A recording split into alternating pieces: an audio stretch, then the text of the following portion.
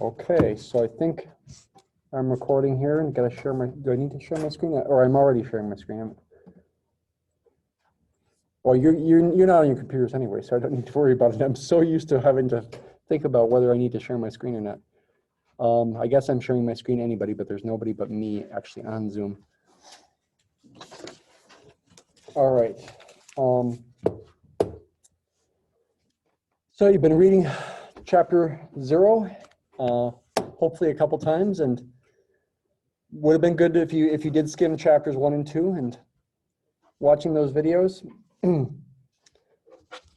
hope you feel like it's going okay. Why don't we keep going this way for at least another week, and we'll see how, if you have feedback, if you like the way it's going, if you like being able to work on things in class, especially since it's so early, so that you can help you stay awake. And that'll continue today. Now let's just go ahead and get some practice for some basic number theory to start with. Comes out here.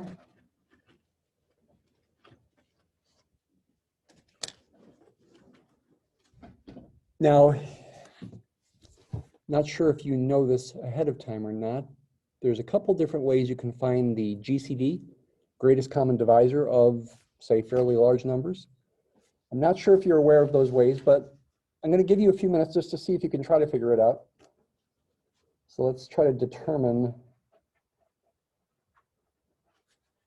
the greatest common divisor, GCD. I'll pick two fairly large numbers. Oh, let's say 2,464 and 1,182. Just randomly picked a couple numbers in the thousands there.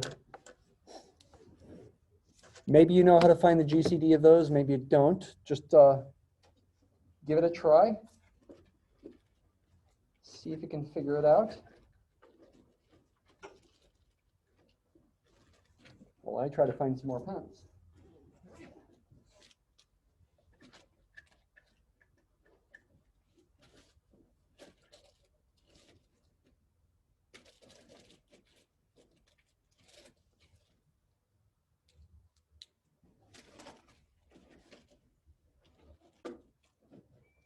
I'm only turning red and green. I guess that's okay.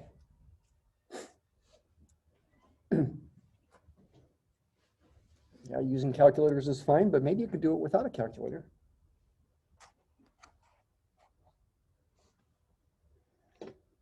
You might want to try.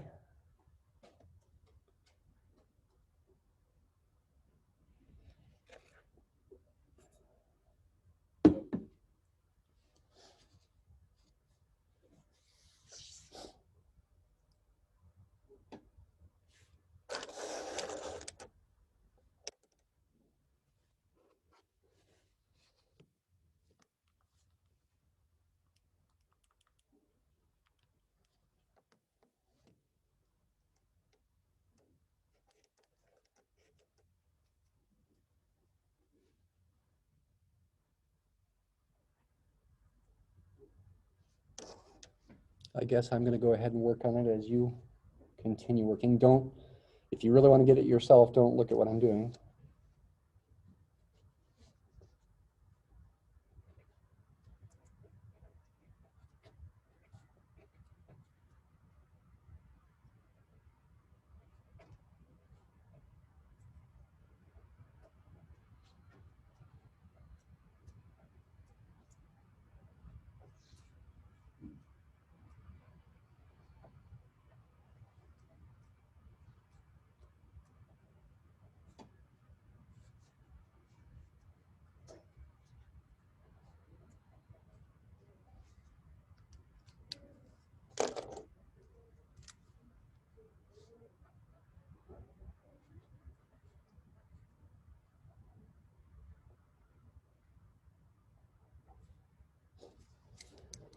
I think I'm not going to be able to avoid a calculator. Well, maybe I can still.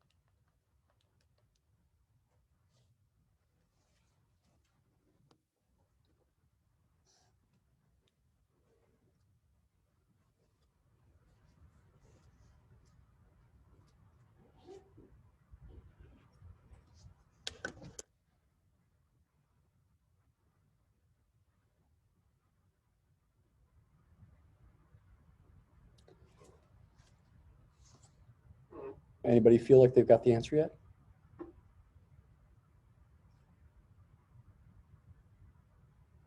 Two. Wow, I didn't expect that. I thought it was going to be bigger than that.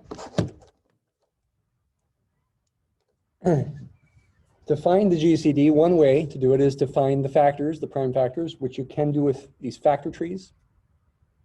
And if you're going to ever teach elementary school students, factor trees are kind of fun. They are even kind of fun for us older folks to try to figure out the prime factorization, right? With 2464, you see a bunch of twos.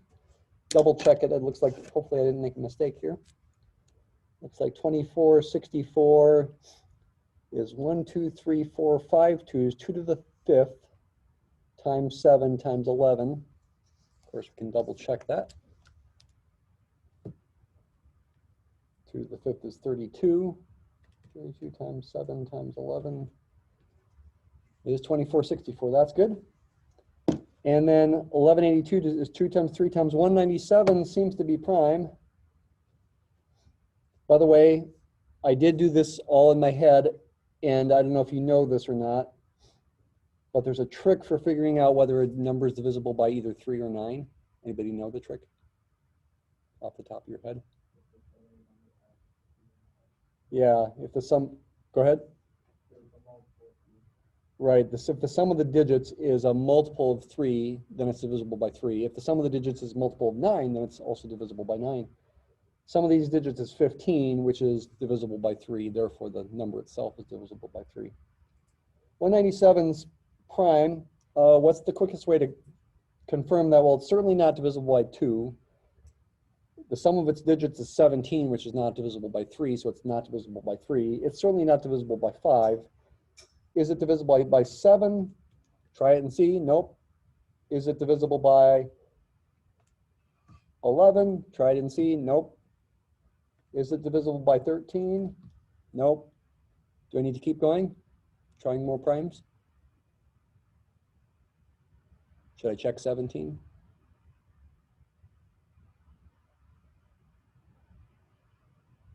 Yes or no? No, I don't need to. Why? Because if I check 17, if I divide by 17, I'll get a number less than this, which will be it'll be less than 13 even. 197 divided by 17 will be less than 13. And I already know it's not divisible by 13 or 11 or 7 or 5, etc. I only have to go up to just below its square root. Square root of 197 is 14.03. So I only need to go up through 13 as far as checking prime factors. So that is going to be a prime. So the prime factorization of this looks like it's 2 times 3 times 197. Just double check that. Yep. Okay. So what primes do these have in common? They only have one factor of 2 in common. That's what the GCD is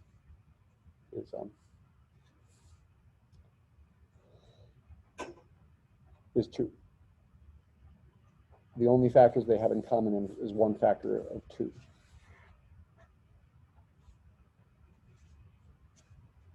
There's another way to find the GCD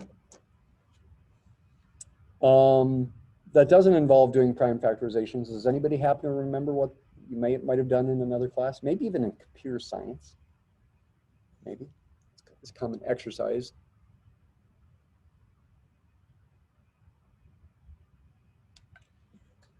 Have you heard of the Euclidean algorithm? Okay, now I see a few people shaking heads. Yes. What's the Euclidean algorithm? The Euclidean algorithm, it's an algorithm, a process. It's kind of funny, the division algorithm is not really a process, is it? It's just a theorem. It's kind of strange to call it an algorithm. But the Euclidean algorithm is a process, a method to find the GCD using the division algorithm, actually. Take the bigger number and divide by the smaller number. 2464 divided by 1182. How many times does 1182 go into 2464? Twice. The quotient is 2. Got to figure out the remainder. Let's see, 2 times that is 2364. Does that sound right? Hey, remainder is exactly 100. Now take the 1182 and divide by that remainder. 100 goes in 11 times with the remainder of 82. Keep going. Same process. Take this quotient, 100, divide by 82. Remainder is 18. When do we stop? Does anybody know?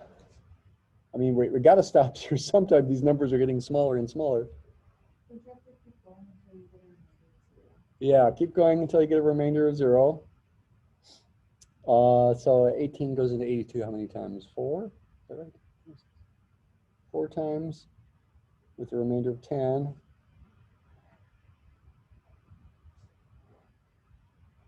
10 goes in once with a remainder of 8. That's not saying this is a quick process. I don't know, maybe it's no slower than the other one was, but 10 equals 8 times 1, remainder 2. And then finally 8 equals 2 times 4, remainder 0. So why does that mean the GCD is 2? Does it mean the GCD is 2? It does. What you do is the GCD is the last non-zero remainder right there. That's the GCD. Let's modify the example a little bit to make the GCD be at least 4 instead of 2. Let's just see what happens. Let's do 2464 and 1180. Just to see what happens. So the GCD is going to be at least 4, right? Because now this is going to be divisible by 4. 1182 wasn't divisible by 4. Still goes in twice, but now the remainder, let's see, multiply that by 2, it's 2360. Remainder is 104. 1180 divided by 104. Probably going to be 11 as well for the quotient.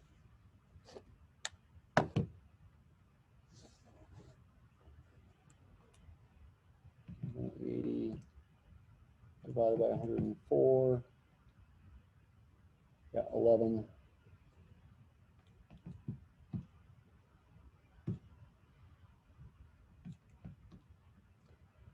Plus 36. Maybe the GCD will be 4. Let's just see if that's the case or not. 36 goes in twice with the remainder of 32.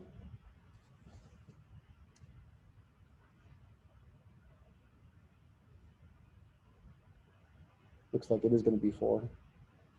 I was hoping for something bigger, but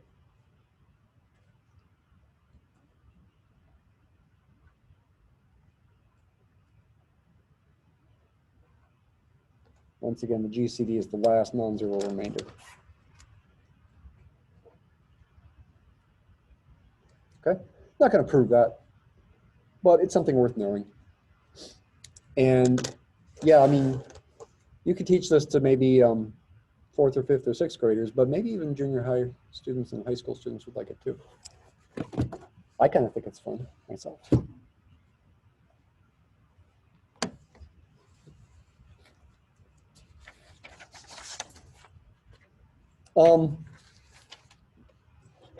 The GCD is a linear combination theorem. It's pretty important. Let's take a look at it next. Definitely want to remember that theorem. And by the way, I think I emphasized this the first day of class, but maybe I forgot. Your exams are closed book, closed notes.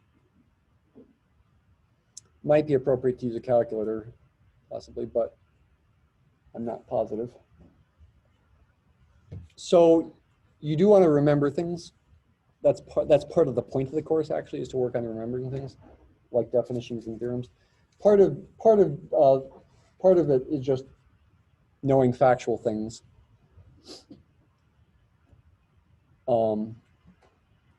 Being able to write down definitions, that's part of what you get tested on here.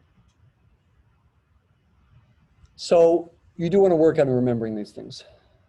If I did say that on the first day, I maybe didn't emphasize it enough.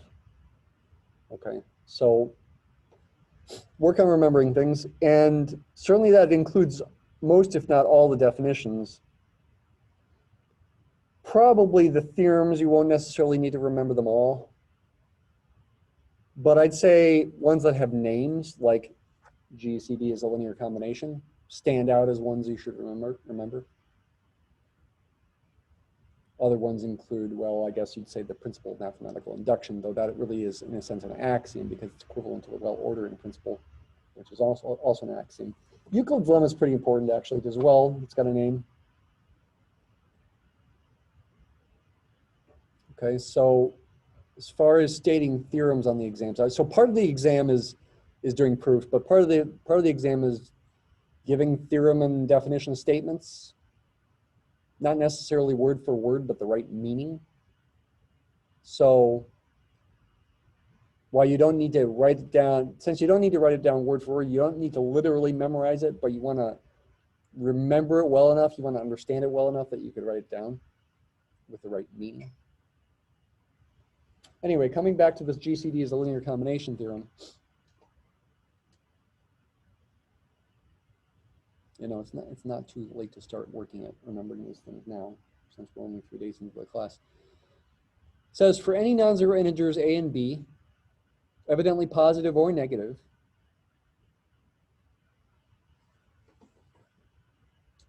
yeah, you can talk about GCDs of negative numbers too. And but the GCD of negative numbers is actually positive. Like the GCD of -4 and -8 would be +4. 4 does go into both, and it's the biggest of all integers that goes into both. So even though a and b could be negative, the GCD will be positive.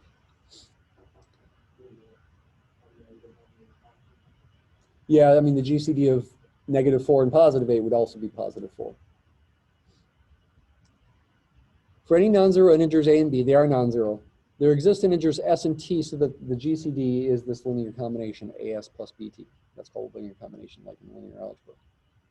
It's a linear combination of integers this time instead of vectors.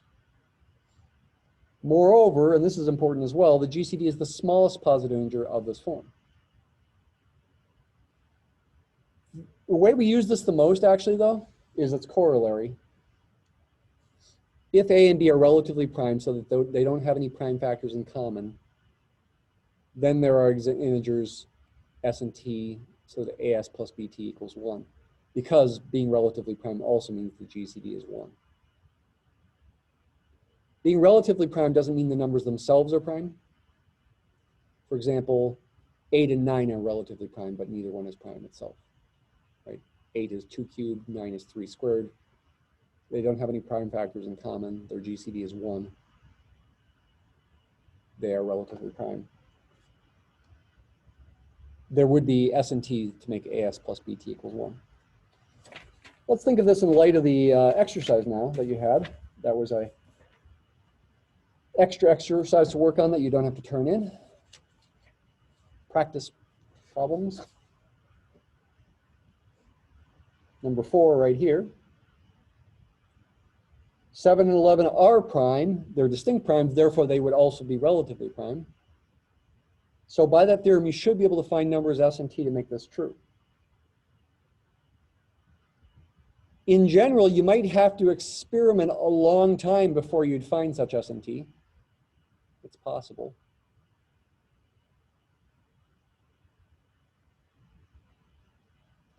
Although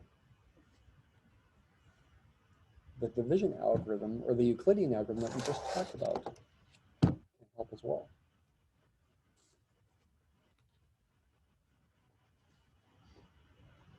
Right? What do you think here? Yeah. I think we can use the Euclidean algorithm to figure it out.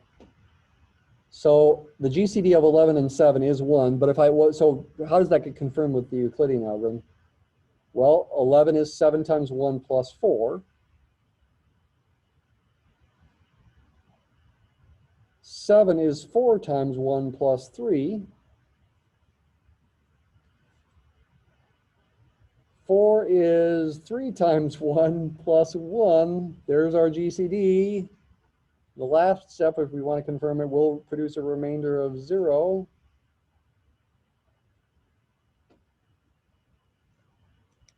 To figure out the S and T, you can start with this line here and work backwards. What do I mean? I mean, take this equation and solve it for 1 in terms of 4 and 3, like that. And then take this equation and solve it for 3 in terms of 4 and 7. And then plug that in here in place of the 3.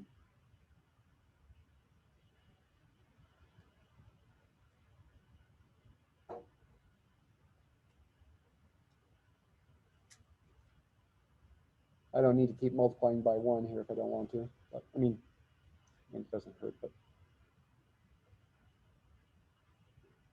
let me go ahead and get rid of the 1s now. And then take this equation and solve it for 4 in terms of 11 and 7. And down here, replace the 4s with that.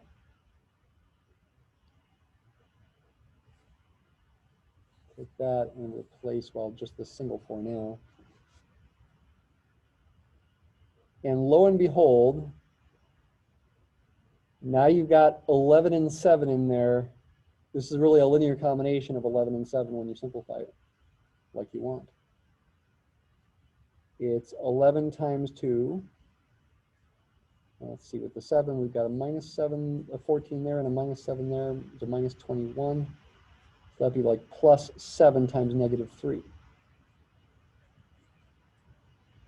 Double check it, that's 22.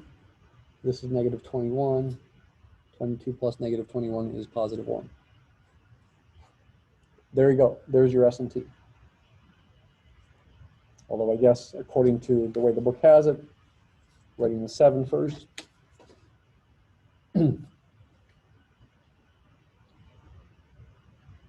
S is negative 3 and T is 2. Are those the only S and T that work? Not necessarily. So the Euclidean algorithm is useful for figuring out the S and T that work, and not just when the GCD is 1. It works when the GCD is anything. That process that I just did there, sort of working backwards and doing substitutions. Easy to get a little confused about, but just be careful. Question? Mm-hmm. Oh, yeah, that's just me writing nonsense. There. I just made a mistake. Yeah, fortunately, I didn't need that. So in spite of the mistake, I got the right answer. If you didn't know about the Euclidean algorithm and you're trying to find the S and T, what I would probably try is I'd probably try using Mathematica to help me.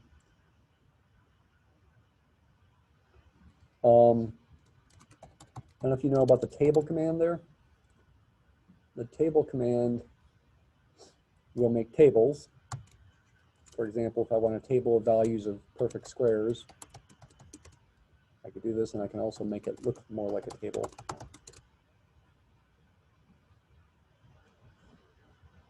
But I can actually have more than one variable, so to speak.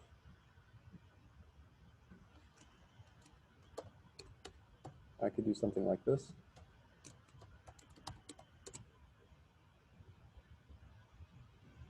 And that also then, if you really think about it that for a second and think about what we're just trying to do in this problem here, we're trying to figure out values of S and T to make this equal to 1.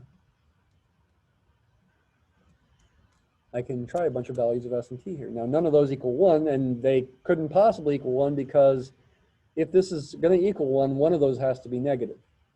And with the example we found, well, if the S was negative and the T was positive, I mean, you could try -5 to 5 for both of them anyway.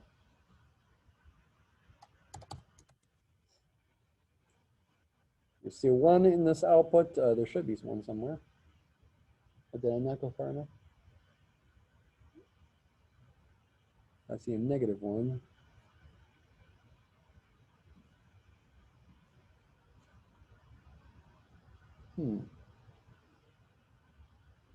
Am I just not seeing the one?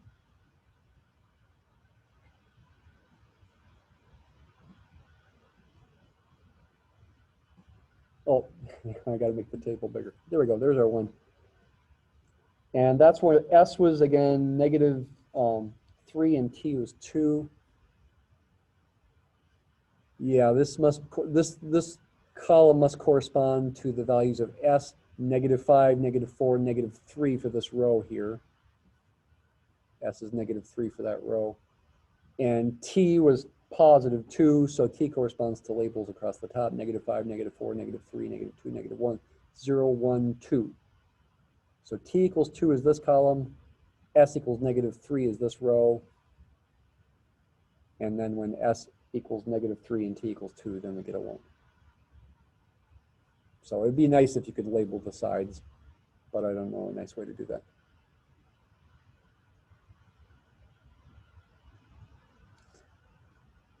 Maybe it's possible. Let me think here. Table headings might do it for us.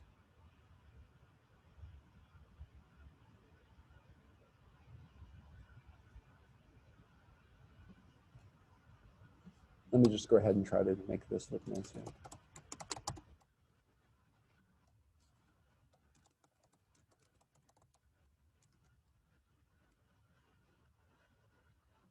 Well, I still wouldn't be able to label which one was S and which one was T. I think I could do something like this.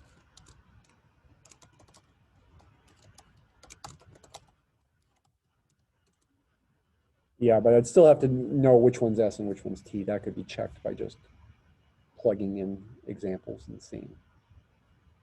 These values should be S and these values should be T. Range -5 to 5 is just giving the range of values -5 to 5 and across those headings.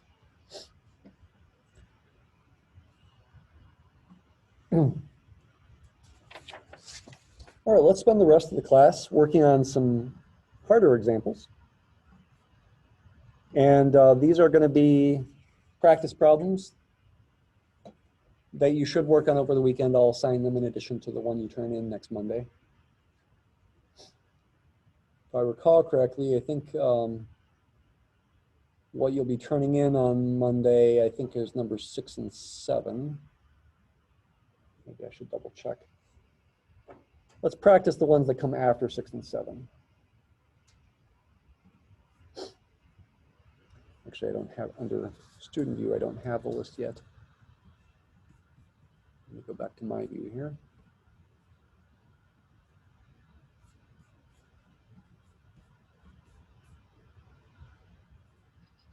Uh, 9, 10, 11, 16, 18. 9, 10, 11, 16, 18. 16, 18, okay. So let's take a look at number 9 first. I think it's probably best if we try to think through these together.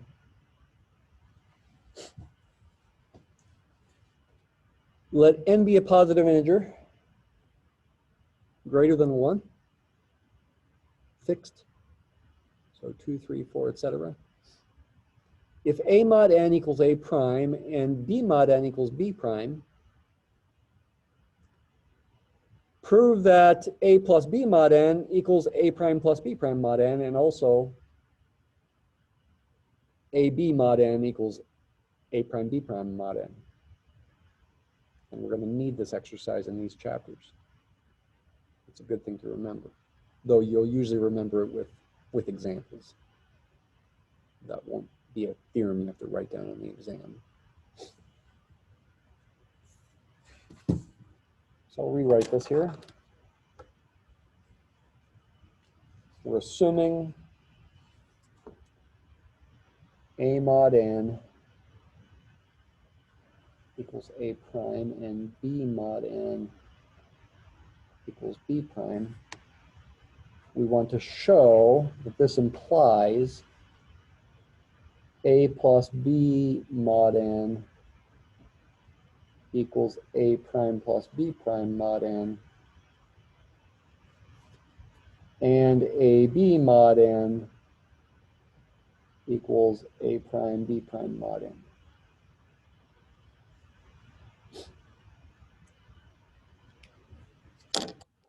Before you start the proof, or you start the scratch work for the proof, I should say, and by the way, I would highly encourage you to not, just when you start doing a homework assignment, just start doing the proof right away, or start trying to do the proof right away. Have some scratch paper to try to do some scribbles to help you figure things out, because invariably things are not going to look very nice right away. And in fact, that's what I'm going to be showing you effectively here is scratch work. I'm not going to show you a complete polished proof right away. Okay, because that's not something that I'm able to do all the time either. Well, it's good to maybe do some examples here just to double check this. That makes sense. You could say, well, let's let n be 5 or something, just to make the division easy. 17 mod 5 is 2, and 24 mod 5 is 4.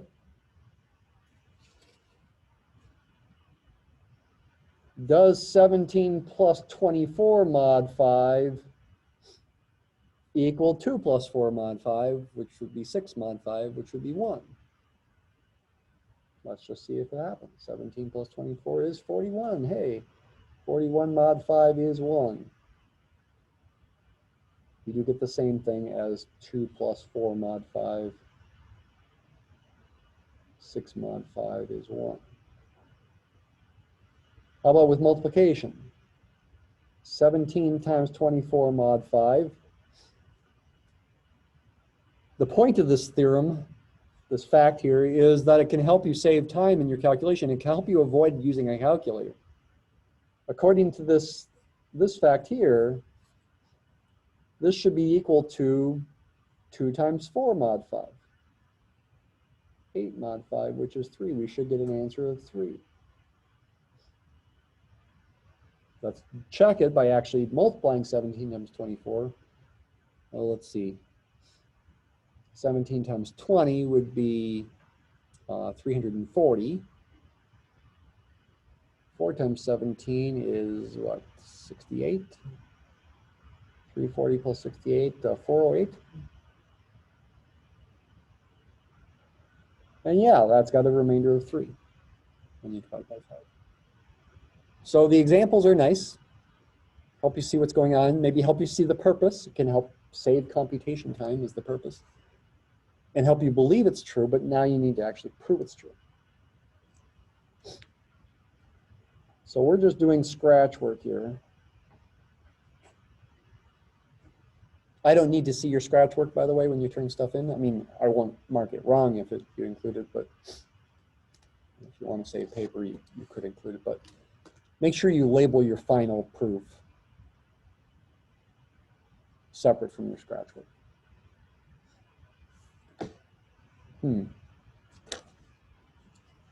So we need to start with what we are assuming.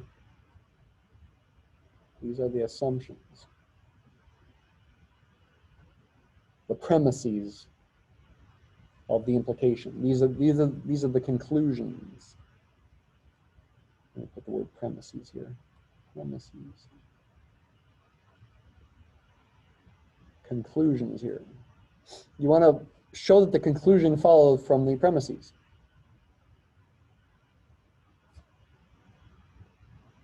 So what does that mean? We need to assume these are true and then just see what we can conclude. So if we assume these are true, what kind of things can we write down? What kind of equations can we write down based on that assumption?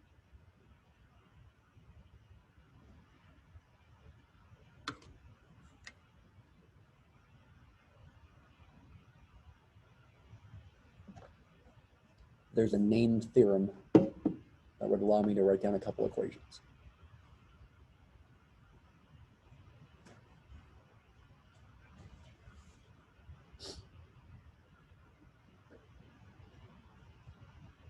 We've used the theorem today already.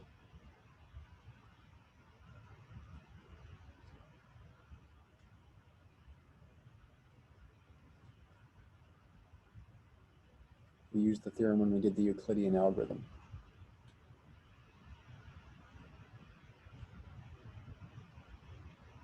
The name of the theorem doesn't involve the word theorem.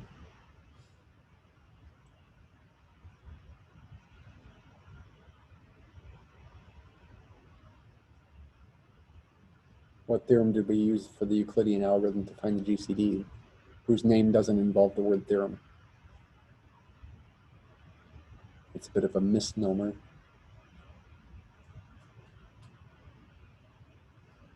It's the very first theorem in the book. It's not an axiom. Division algorithm, yeah. When you are assuming things like this are true, that means you can write down equations with the division algorithm. In other words, if you divide A by N, you get some quotient. Could call it Q1. I think in my answer key I called it Q1. Let me call it Q sub A. That might be a better label. Plus a remainder. What's the remainder? A prime, exactly. Because that's what it means for A mod n to equal A prime. And B is n times Q sub B plus B prime. There's something else we should remark here. What's another part of what the division algorithm says here?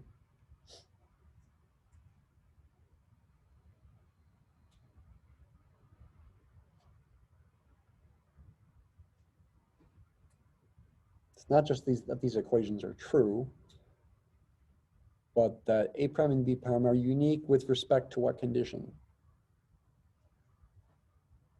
The remainder will be less than like A or B. Actually, less than the thing we're dividing by n. Where n greater than or equal to 0. A prime, 0 is less than or equal to A prime is less than n, and 0 is less than or equal to B prime is less than n.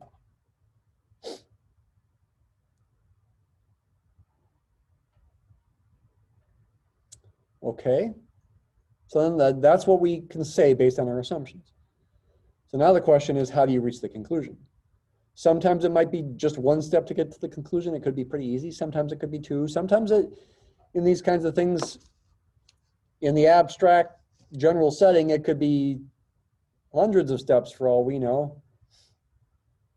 If it was hundreds of steps, that means you really shouldn't do it just in one proof. It's something where you're really writing a book or something to prove something from scratch. And so you'd have other preliminary results that would lead up to the more complicated results. So yeah, no proofs you do will have 100 steps in them. Will any proofs you do have 10 steps? That would be a stretch. Maybe 4 or 5 or 6 steps might be close to the maximum, but there could be different parts. Probably that's a more accurate description of things you should be able to do. There might be, like, say, 3 or 4 things you need to verify in a given proof. And each of those verifications could be a few sentences at least.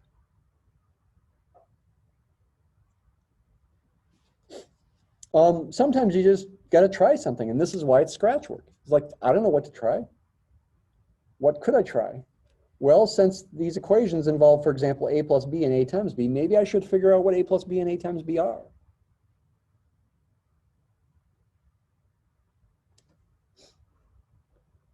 A plus B would be NQA plus A prime plus NQB plus B prime.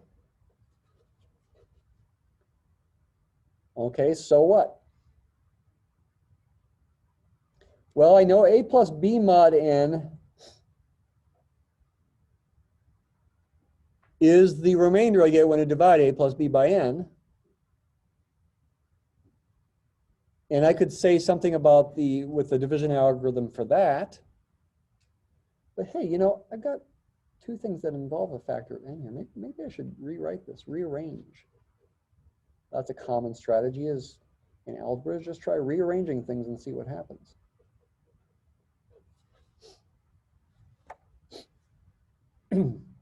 That looks kind of good, doesn't it? A plus b is n times that plus that. Is this the remainder we get when we divide a plus b by n?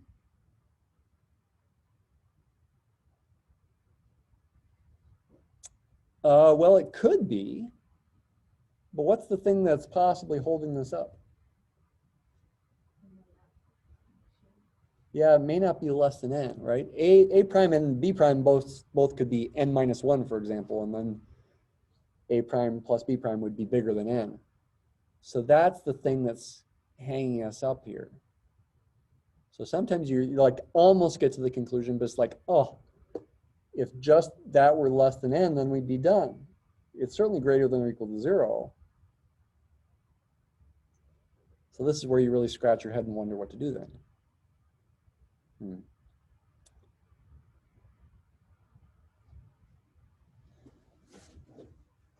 what do you do? I'm wondering myself. I did solve it in the answer key. So it's tempting to think about looking at the answer key here.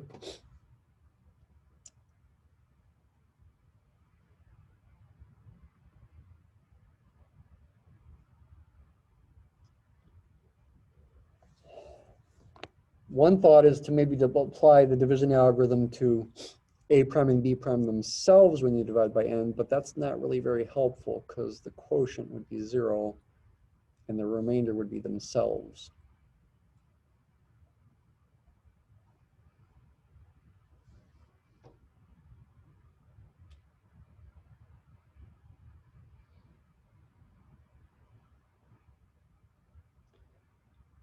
I suppose we could say apply to the sum a prime plus b prime, which could be bigger than n.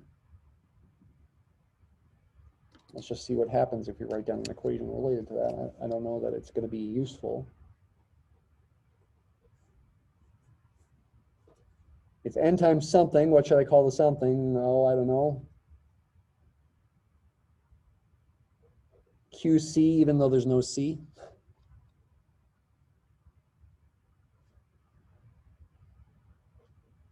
Plus some remainder. Maybe C is not the best thing to use.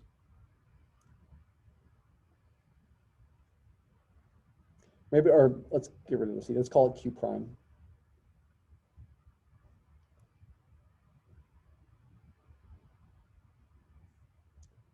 And I guess we could, okay, maybe this is helpful. Maybe sometimes you run across something, you realize maybe it is helpful. I could plug this whole thing in here. And I am guaranteed here that R satisfies that condition because I'm still divided by n. So yeah, I think that's going to do it.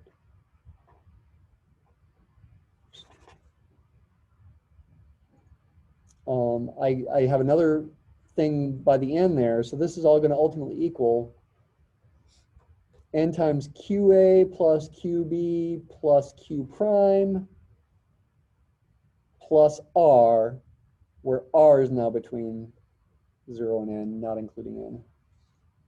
Oops.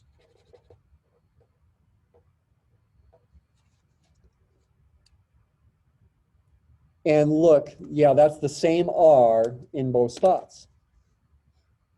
So, okay, this line is an intermediate equation. My scratch work can be confusing here. I'm jumping over that line down here. A prime plus B prime is n times Q prime plus R, where R satisfies this condition. But ultimately, A plus B is n times something plus that same R. And it is the same R, and it still satisfies that. And the R from the division algorithm in both cases has to be unique. That's got to be the R from the division algorithm. That has got that you would get when you divide a plus b by n. That's got to be the same R that you get when you divide a prime plus b prime by n, because it's unique.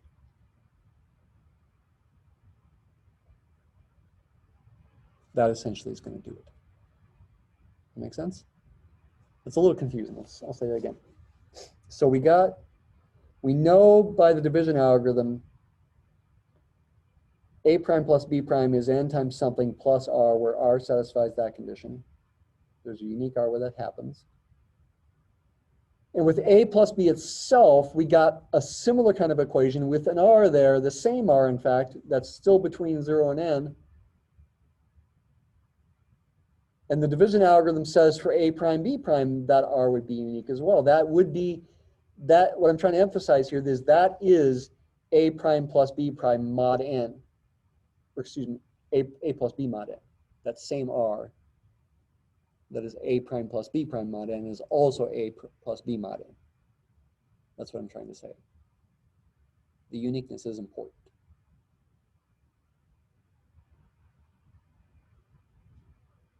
It's important even in defining the modding to say you get the remainder, the unique remainder. As far as the multiplying goes, why don't you go ahead and try it on your own here.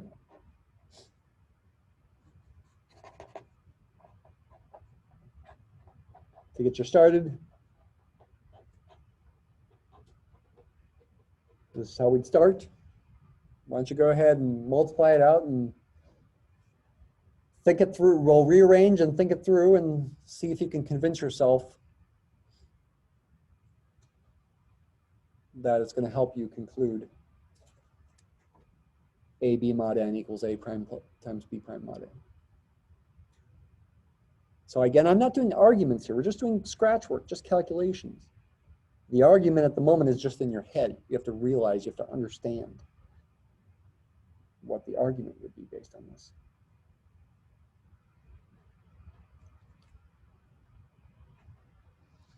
So you work on it, I'll work on it myself at the same time here.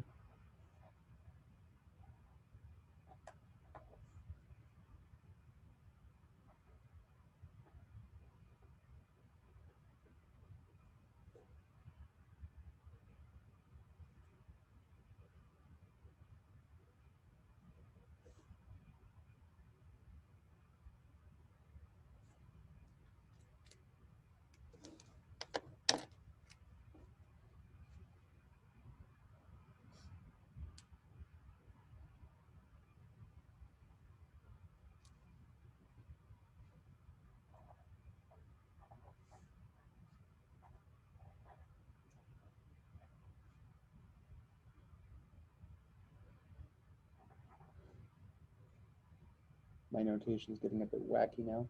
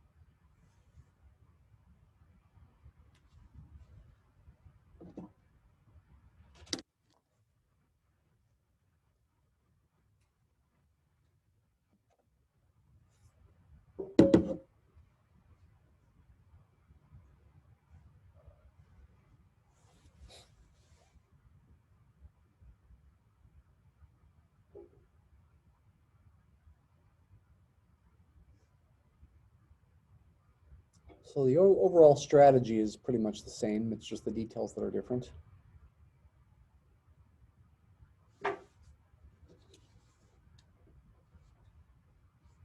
Again, using these equations, plug them in.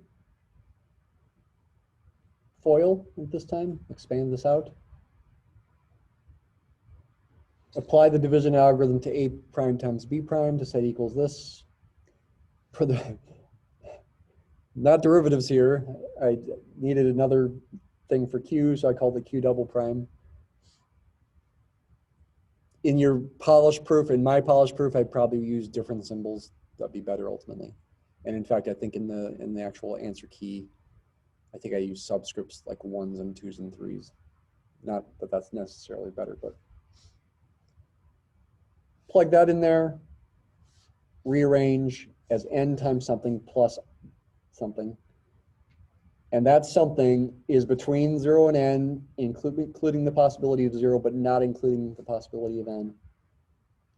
So we have written A times B as that something in that form. It's got to be the unique remainder that comes from the division algorithm because it satisfies that condition. And it's the same R that you get with this one by definition. And that's what means these are equal.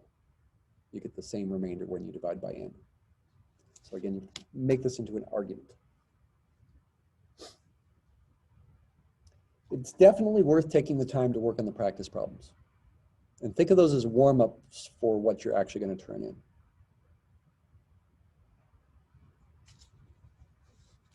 Have some success with the practice problems, hopefully, before you do the ones you're going to turn in. Doing your best to avoid looking at the key, but you know, in reality, sometimes we need to look at answers to help us, including me sometimes.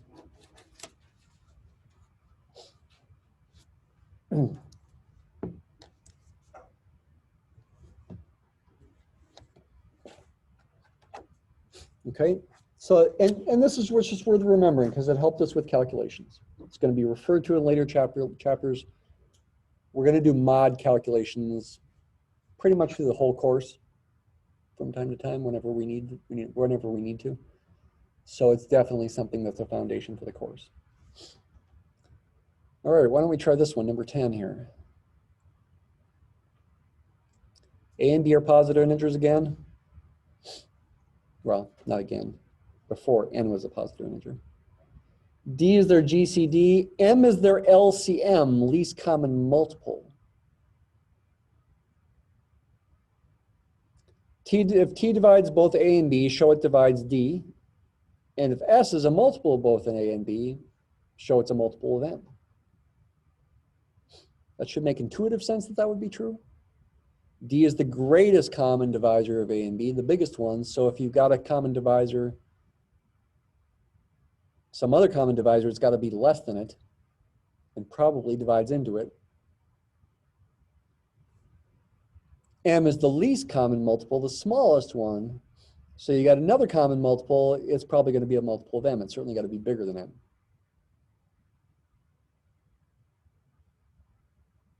So this should make some intuitive sense. And you could, again, you could try examples to confirm it.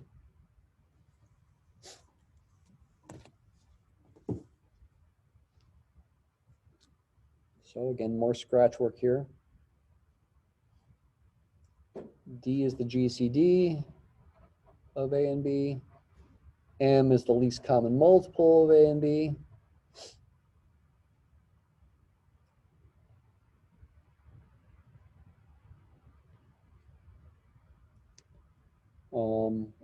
Two things to show.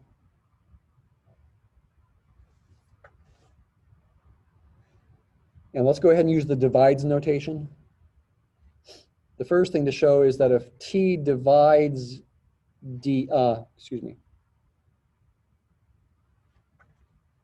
if T divides both A and B, T divides A and T divides B, then it's also going to, so that it is a divisor of both of them, that's going to imply that it divides the greatest common divisor. That's the first thing to show. So this divides notation, it's in the book, I also talk about in the lectures. Second thing is if S is a multiple of both A and B, meaning A divides S and B divides S, so I'm switching the roles around there.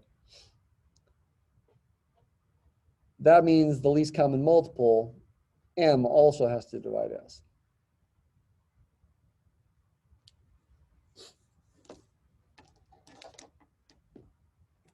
That makes sense? You understand the symbolism here?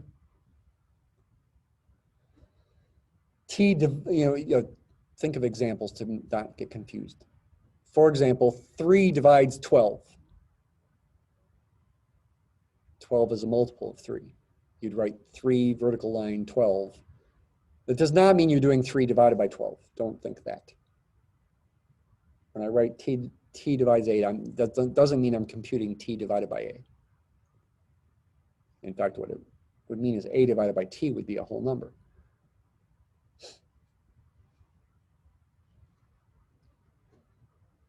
So t dividing a, what does that mean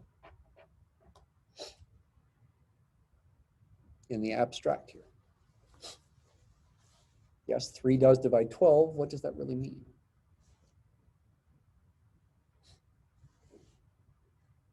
It means 12 is a multiple of 3, but what does that mean?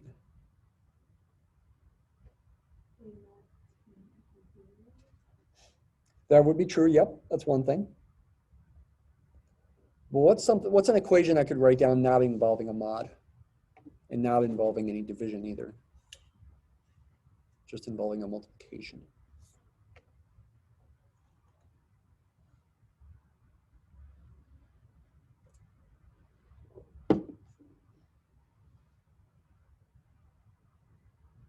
Little hint.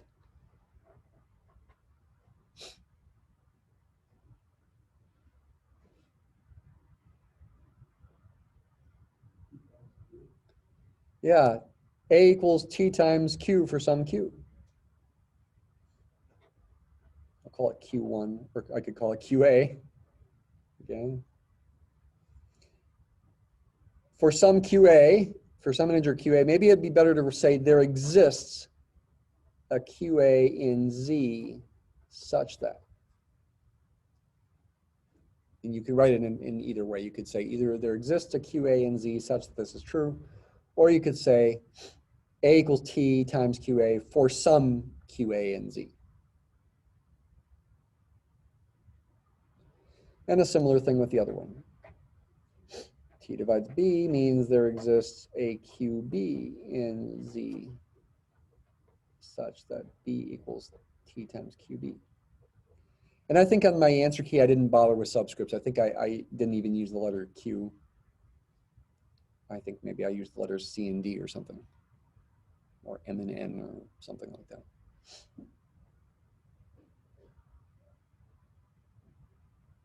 Our goal is to show that t divides d, to show d equals some integer times t.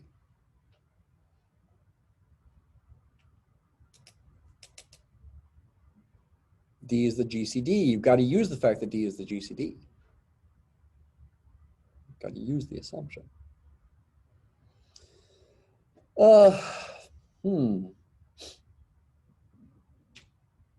D equals something times T.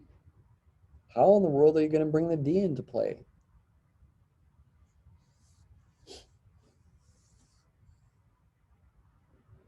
The only way I can think of,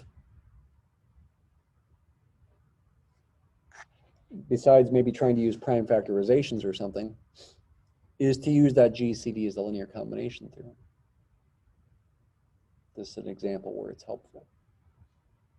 It's not, and the GCD as the linear combination theorem is not an obvious theorem, right? You look at it, you read it, it's like, I wouldn't guess that's true ahead of time, right? So it's a pretty significant thing when it's true but not obvious.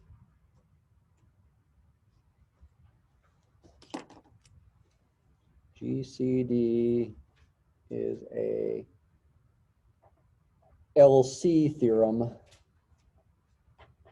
can use abbreviations. LC standing for linear combination theorem means there exists integers s and t such that d equals as plus bt. Maybe this is helpful because now we get d into play. We get d in an equation. That's why it's useful. Oh, maybe you even see what to do now.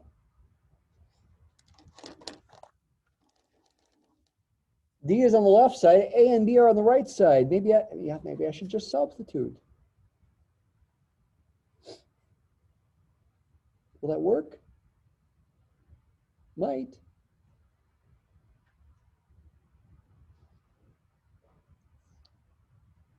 I guess I don't even need to substitute both of them, do I? It'd be enough just to substitute the one for A. Does that make sense? It doesn't look like I have to substitute both of them. I mean, it doesn't hurt to substitute both of them. Oh, yeah, I got to use different letters. That's why I was confused.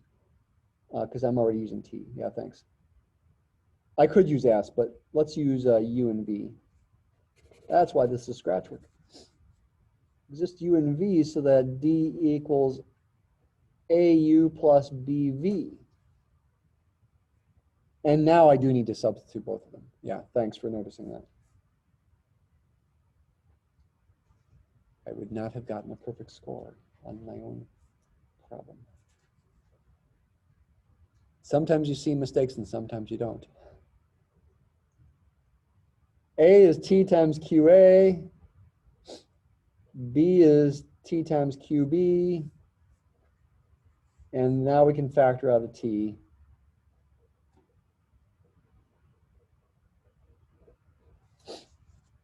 And we have D is a multiple of T. Therefore, and you can use 3 dots for therefore, T divides D. And that would do it.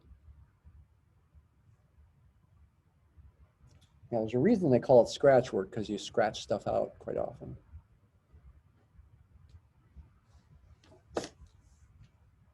All right, so that's good. But what about the LCM one? I mean, we don't have a GCD, an LCM as a linear combination theorem.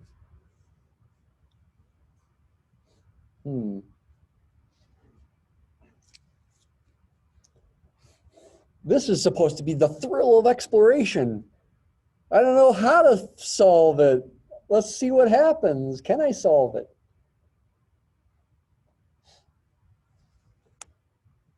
A divides S means there exists a, should I use the same symbols again?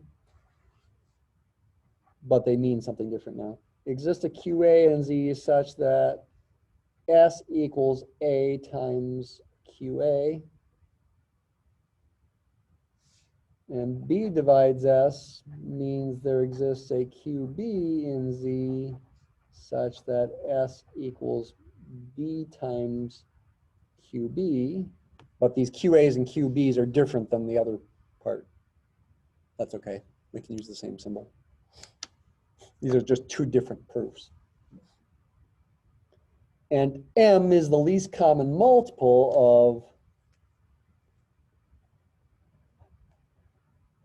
A and B. So it is a multiple.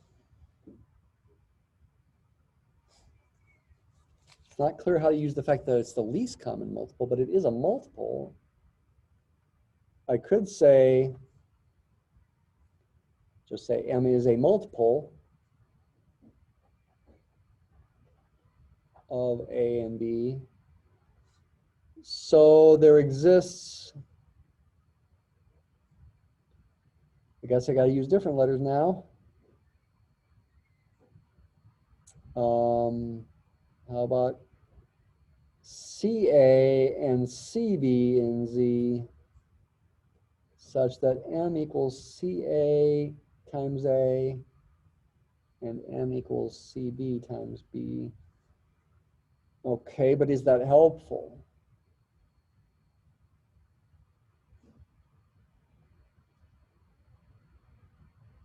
We're trying to show M divides S.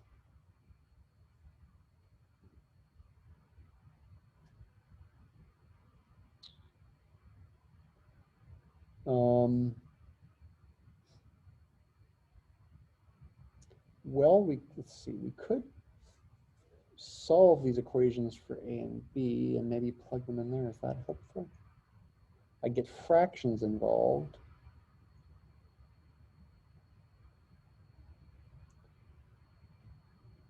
If I did that, though those fractions would technically be integers since A and B are integers.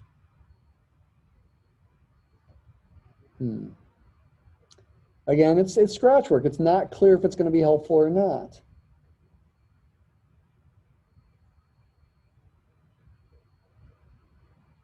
I could plug those in there. And what would happen if I did?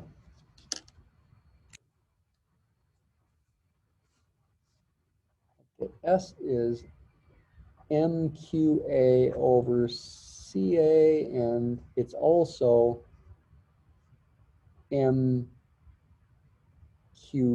over CB. And those fractions are integers. But the problem is, there's still a problem seemingly. Trying to show M divides S. The problem is, how do you know these things are integers? If they were, I guess we'd be done.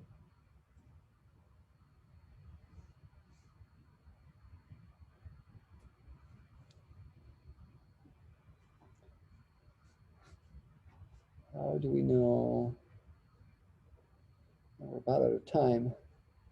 These are integers. It's not clear to me that this is the best strategy. Because it's also just not clear how we're going to use the fact that M is the least common multiple. Because we haven't used that at all yet. It must be relevant. But how? So at the moment, since we're out of time, I'm stuck. Or maybe I'm saved by the fact that we're out of time.